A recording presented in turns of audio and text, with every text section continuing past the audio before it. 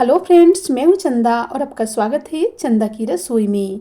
तो आज हम आपके लिए लेकर आए हैं एक ऐसी मिठाई जिसे आप घर में रखे 3 सामानों से बनाकर तैयार कर सकते हैं, वो भी बिना दूध, बिना मावा और बिना मलाई के। बिल्कुल कम खर्चों में सबसे आसान और सबसे लाजवाब, जिसे आप 15 से 20 दिन स्टोर करके भी खा सकते हैं। तो रेसिपी को अंत तक देखिएगा। अगर आप चैनल पर नए हैं तो प्लीज चैनल को सब्सक्राइब, बेल आइकन को पुश कर ले। वीडियो अच्छी लगी तो लाइक, कमेंट, शेयर जरूर करें। चलिए शुरू करते हैं बनाना। तो इस मिठाई को बनाने के लिए हम यहाँ पे ले रहे हैं 1 कप गेहूं का आटा और 1 कप मैदा। तो इस मिठाई को आप सिर्फ गेहूं के आटा से भी बना सकते हैं या आप चाहें तो सिर्फ मैदा से भी बना सकते हैं। तो हमने यहाँ पे दोनों को मिक्स करके बनाया है। अब इसमें थोड़ी सी इलायची पाउडर डालेंगे फ्लेवर्स के लिए। साथ ही में हम यहाँ पे 4 बड़े चम्मच रिफाइंड डाल देंगे।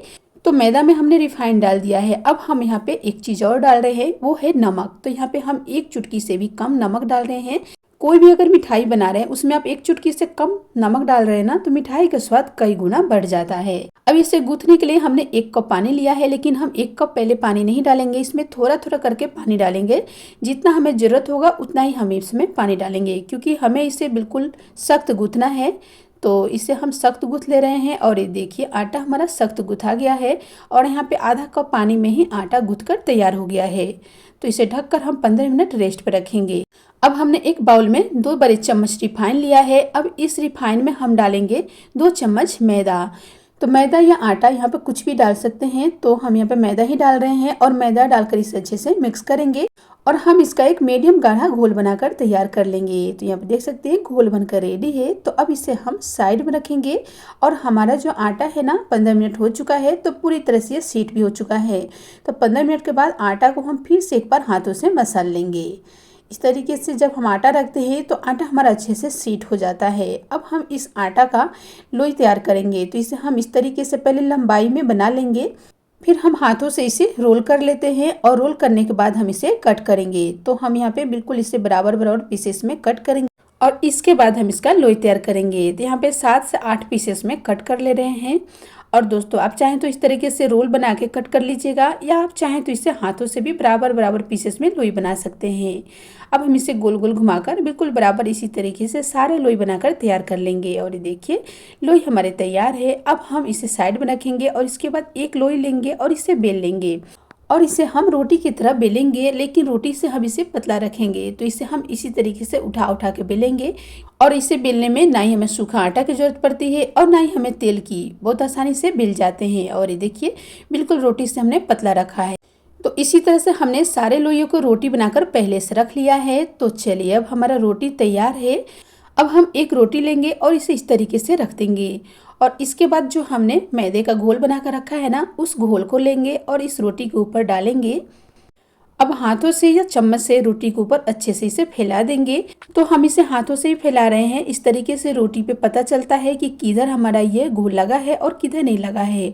चारों तरफ रोटी पे घोल लगाने के बाद हम इसके ऊपर फिर से दूसरा रोटी रखेंगे और इसे हाथों से अच्छे से सेट करेंगे, हल्के हल्के हाथों से, ज़्यादा हमें दबाना नहीं है। और इसके बाद हम फिर से घोल डालेंगे और रोटी के ऊपर फिर से फैलाएंगे और इसी तरीके से हम फिर से दूसरी रोटी रखेंगे। सारी रोटियों को हमें इसी तरीके से रखना है और इसी तरह से रोटियों की एक परत बन जाएगी। और ये देखिए सारे रोटियों को रख दिया है। अब हमने लास्ट रोटी भी रख दिया है। अब हम इसके ऊपर फिर से घोल डालेंगे, लेकिन घोल को हम इस पर चारों तरफ नहीं फैलाएंगे। एक तरफ हम यानी कि आगे की तरफ 1 इंच घोल नहीं डालेंगे। तो हमने यहाँ पे 1 इंच घोल नहीं डाला है। अब हम इन रोटियों को एक साइड से उठाएंगे और इसे फोल्ड करेंगे। तो इसे भी हमें रोल करनी है। तो इस तरीके से हम उठाएंगे और इसे रोल करते जाएंगे। तो यहाँ पे हमें कोई टाइट रोल नहीं करना है। नॉर्मली जो रोल करते हैं ना, उसी तरीके से हमें रोल करते जाना है और पूरी तरह से हम रोल नहीं करेंगे। ये देखिए यहाँ पे हमने जो घोल नहीं लगाया है ना, उस जगह पे हम इस तरीके से हाथों से थोड़ी सी दबाकर इसे सेट कर लेंगे, या आप इसे इस तरीके से बेलन से भी सेट कर सकते हैं। ऐसे करने से क्या होगा, जब ये हम रोल करेंगे ना, तो ये रोल हमारे अच्छे से चिपक जाएंगे, खुलेंगे नहीं। तो अब हम इसके किनारे में थोड़ी सी पानी लगा दे रहे हैं ताकि यह अच्छे से चिपक जाए और फिर से हम इसे रोल कर लेंगे। इस तरीके से इनके मुंह खुलेंगे नहीं, बिल्कुल अच्छे से चिपक जाएंगे। और ये देखिए थोड़ी देरी से हम ऐसे कर लेंगे ताकि अच्छे से चिपक जाए। देख सकते हैं अच्छे से ये चिपक चुका है।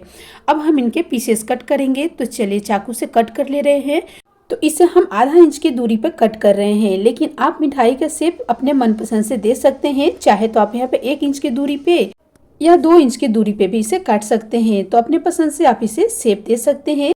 अब हम इसे हाथों पे ले लेंगे और इसे हम थोड़ी सी गोल शेप कर देंगे और इसके बाद हम इसे दोनों साइड से इस तरीके से थोड़ी थोड़ी दबाएंगे। तो ये देख सकते हैं ना, एक यूनिक सा एक डिजाइन बन जा रहा है। तो इस तरीके से सारे मिठाई का शेप हमें दे देना है, या आप अगर चाहें तो इसे इसी तरीके से गोल भी फ्राई कर सकते हैं। तो हम यहाँ पे सारे मिठाई को इसी शेप में बनाएंगे और ये देखिए हमने सारा मिठाई को बनाकर तैयार कर लिया है। तो चलिए अब इसे हम फ्राई कर लेते हैं। तो गैस पे हमने तेल गर्म होने के लिए रखा है और इस मिठाई को हमें हल्के गर्म तेल में ही बनाना है। तो यहाँ पे देख सकते हैं तेल हमारा बिल्कुल हल्का गर्म है। अब हम एक एक करके मिठाई डाल देंगे। जितना मिठाई एक बार में फ्राई होगा ना, उतना ही मिठाई डालेंगे और इसे तुरंत नहीं पलटेंगे। धीरे धीरे ये मिठाई ऊपर की तरफ आने लगेगा और इनके लेयर भी धीरे धीरे छोड़ने लगेंगे।